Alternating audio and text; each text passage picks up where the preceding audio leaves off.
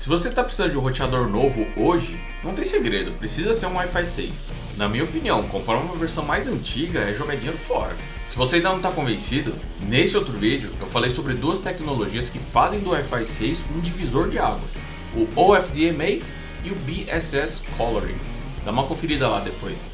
Beleza, só que mesmo assim escolher um roteador pode parecer um pouco difícil, porque você encontra alguns modelos de roteador ali por R$400 e outros que passam ali dos R$2.000. E aí, como escolher? Bom, você só precisa saber de duas coisas. Primeiro, qual é a diferença entre taxa de dados e a velocidade efetiva da conexão? E segundo, você precisa saber quem manda no seu Wi-Fi. No final do vídeo, eu vou deixar algumas dicas para te ajudar a escolher o roteador ideal sem gastar nada mais do que o necessário. Quer saber mais? Então se liga que eu vou falar nisso agora.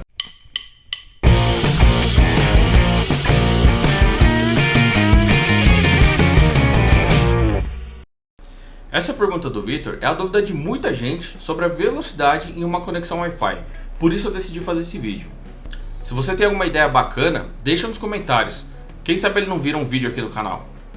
Então vamos lá, a primeira coisa que precisa ficar clara é que taxa de dados e velocidade são coisas diferentes. Uma conexão Wi-Fi funciona mais ou menos assim.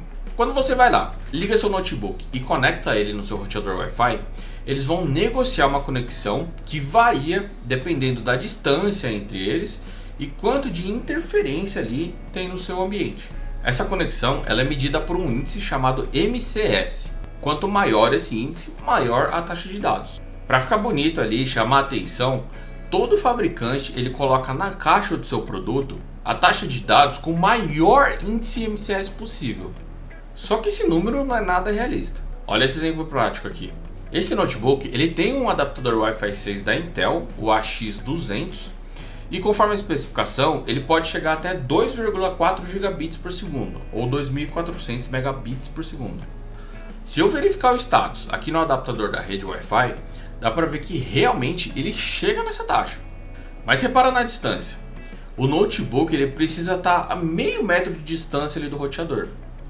Se eu afastar ali uns 2 metros, essa taxa já cai para 2,1 gigabits.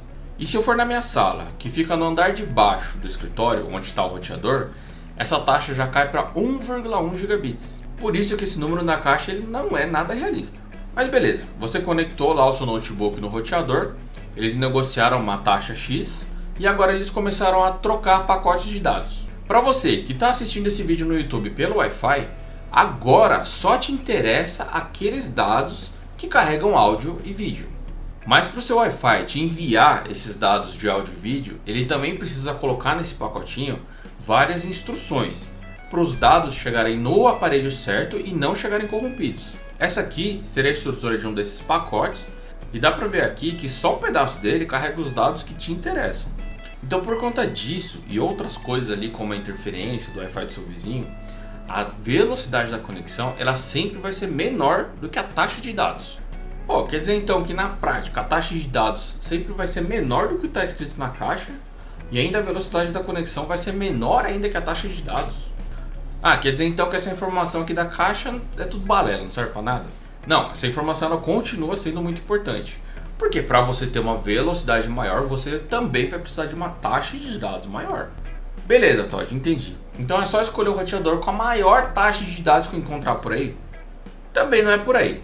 Não adianta só focar no roteador, você precisa entender quem que manda no seu Wi-Fi. Quem é o boss, quem manda, quem determina a taxa da sua conexão é sempre o aparelho mais fraco.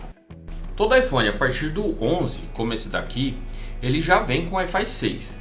E a taxa de dados máxima desse aparelho é de 1.200 megabits por segundo. Se eu conectar ele nesse roteador de 300 megabits por segundo, no melhor dos casos, essa conexão vai ser de 300 megabits. Agora se eu trocar e colocar esse roteador no lugar, ele tem uma taxa máxima de dados de 4.800 megabits por segundo. Aí nesse caso, a conexão chegaria numa taxa máxima de 1.200 megabits por segundo, que é o limite do iPhone. Deu para entender então que o limite da conexão é sempre a taxa de dados máxima do aparelho mais fraco.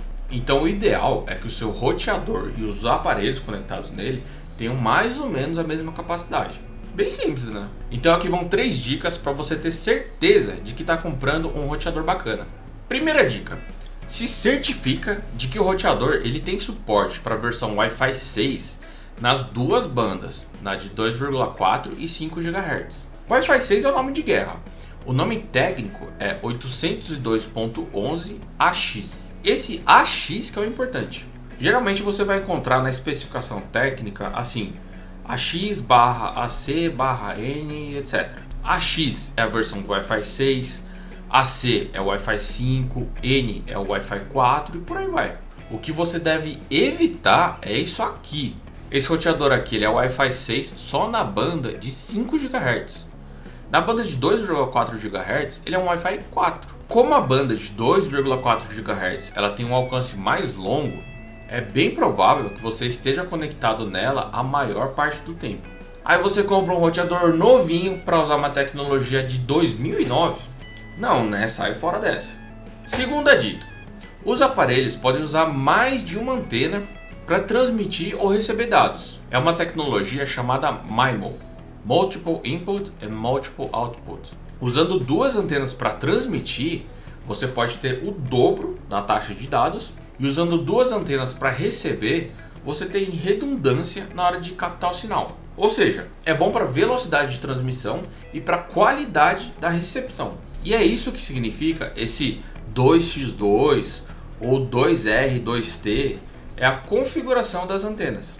Quando um aparelho consegue usar cada uma dessas antenas individualmente para dividir o trabalho, ele consegue fazer múltiplos streams ou spatial streams. E é isso que é importante observar. Quanto mais, melhor? Sim, com certeza. Mas o problema é que quanto mais rádios e antenas, maior o consumo de energia. O que é péssimo ali para um celular ou notebook, por exemplo.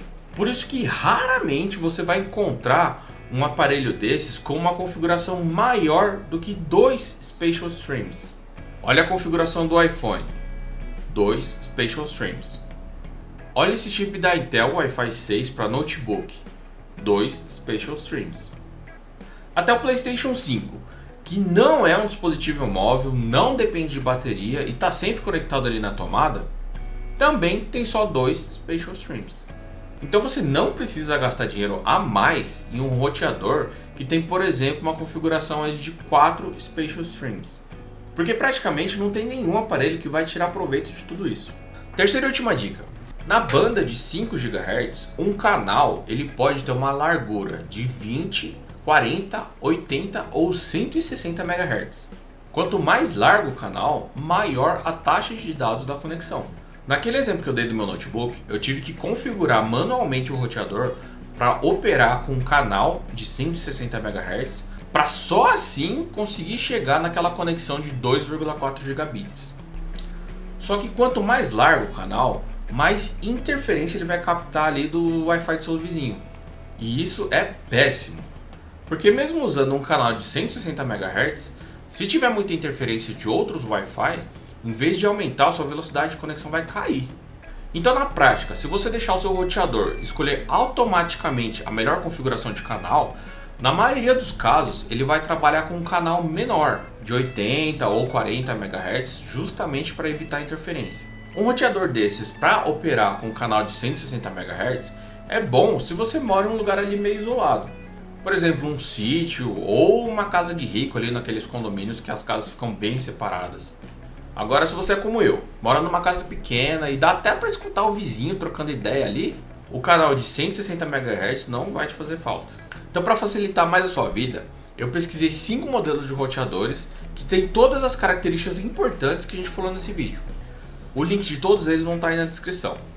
Começando aqui pelos modelos mais simples: o EXO AX1800 da D-Link e o Mi Router AX1800 da Xiaomi. Ambos têm suporte para Wi-Fi 6 nas bandas de 2,4 e 5 GHz e suportam 2 spatial streams. Mas esses dois modelos eles só trabalham no máximo com um canal de 80 MHz. A banda de 2,4 GHz suporta canais de até 40 MHz e pode chegar a uma taxa de dados de até 584 megabits. A banda de 5 GHz suporta canais de até 80 MHz e podem chegar a uma taxa de dados máxima de 1200 megabits. Se você somar e arredondar esse 574 com 1200, você chega ali nos 1800. Por isso, AX 1800, AX de Wi-Fi 6 e 1800 de 1800 megabits. Agora esses outros modelos. O AX3 da Huawei, o Archer AX3000 da TP-Link e o RT AX3000 da Asus também suportam Wi-Fi 6 nas duas bandas e trabalham com 2 Spatial Streams. A diferença é que esses três modelos aqui suportam canais de até 160 MHz, podendo chegar a uma taxa de dados máxima de 2.400 megabits por segundo na banda de 5 GHz. O máximo da banda de 2,4 GHz continua sendo 574 megabits. Somando e arredondando os 574 mais os 2.400, a gente chega nos 3.000 do AX3000. Então é isso, pessoal. Esses modelos aqui, eles ficam todas as caixinhas do que eu considero ser uma ótima opção de um roteador Wi-Fi. Existem aqueles modelos com a denominação lá de AX6000, que tecnicamente são superiores, sim, mas na maioria dos casos você acaba pagando mais por recurso que você não vai usar no seu dia a dia. Esse daqui, por exemplo, ele trabalha com 4 Spatial Streams, mas eu não tenho nenhum outro aparelho com essa capacidade. Então sim, eu poderia ter economizado um pouco no meu roteador. Bom, gente, esse vídeo vai ficando por aqui. Eu espero que tenham gostado e te ajudado. E se o vídeo te ajudou, não esquece de me ajudar também. Deixa seu like aí no vídeo e se inscreve no canal para mais Tectóide. Todo episódio que eu preciso de transformar curiosos em entusiastas.